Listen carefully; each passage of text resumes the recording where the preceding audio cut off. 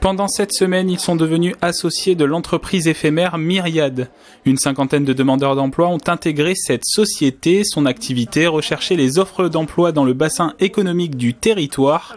Une organisation autour de 6 services et accompagnée par 3 coachs. Pour chaque service, il y a un coach qui va les driver, qui va coordonner l'ensemble du service. Et donc, on va confier telle mission à telle personne. Voilà. On va vraiment cibler en fonction de l'appétence et des compétences des associés. Parmi ces missions, le service face à face assure la prospection directement auprès des entreprises. Ça, c'est une carte qui a été déployée en fait par notre service face à face afin qu'ils puissent repérer le territoire sur lequel ils vont prospecter. Et en fait, ils indiquent par un stabilotage les zones qu'ils ont déjà effectuées ou qui sont en cours de prospection. Ce jour-là, Farid et Lilia, accompagnés par leur coach Christelle, sont sur la zone commerciale de Chambourcy, une prospection notamment chez des concessionnaires automobiles.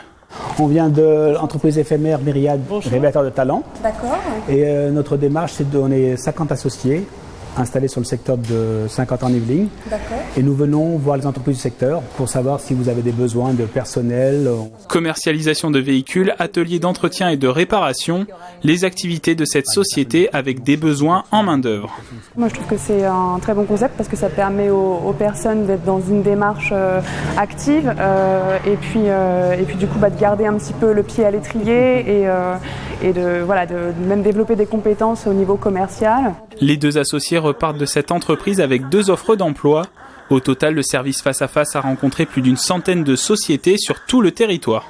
J'ai une équipe extraordinaire qui ont le bon discours et qui font très très bien la démarche. Ils ont un très bon accueil dans les entreprises. Pour moi, le bilan il est très très positif parce qu'on avait une grosse équipe de face à face qui vraiment est sortie tous les jours en binôme sur les différentes activités. Et on fait vraiment toutes les entreprises qu'on va rencontrer, que ce soit un commerce, un petit, un grand, une PME. On privilégie quand même les entreprises où il y a un accès direct, plus facile comme une PME ou un petit commerce. Les grands groupes, en général, on a plus de difficultés à notre niveau, donc on passe par un service en interne. La prospection auprès des grands groupes, c'est notamment la mission d'Isabelle. Ce matin-là, au bout de la ligne, un représentant de Safran. Résultat, elle obtient le contact d'un collaborateur des ressources humaines. Je suis chargée en fait d'aller chercher les DRH des grandes entreprises sur le bassin de Saint-Quentin-en-Yvelines, entre autres, et de les faire venir. De nombreux représentants d'entreprises ont fait le déplacement à travers des réunions appelées Open Job. Ils viennent proposer des offres d'emploi, c'est notamment le cas de la SNCF. Alors j'ai des offres d'aiguilleurs, donc opérateurs, et ensuite des offres de techniciens supérieurs au niveau Bac+2, Bac+3. Pour travailler dans les postes d'aiguillage et assurer la sécurité des circulations et la régularité des trains. Au total, les associés ont répertorié près de 650 offres d'emploi. L'entreprise éphémère, l'occasion aussi de s'entraîner pour trouver un emploi. Je suis responsable du recrutement chez Écologique sur le poste de responsable relations gestionnaire de déchets d'études, là où vous avez postulé. Entretien d'embauche fictif pour Étienne et Laurence, 2 associés de l'entreprise éphémère Myriad de Saint-Quentin en Yvelines. Amira Werani, la coach, observe pour les conseiller sur les points à améliorer. Voilà une activité quotidienne pour les membres de l'entreprise éphémère. Une personne va jouer le rôle du candidat où là il va s'entraîner en faisant son pitch et faire sa simulation d'entretien avec des questions qui lui sont posées après. Il y a une personne qui va jouer le rôle du recruteur et comme ça il va donc lancer l'entretien de recrutement et poser les questions.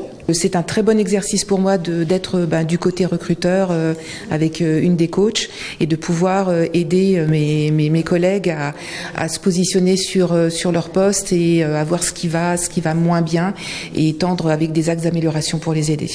Étienne, lui, joue le rôle du candidat. Dans quelques jours, il a un entretien d'embauche dans une entreprise à Guyancourt.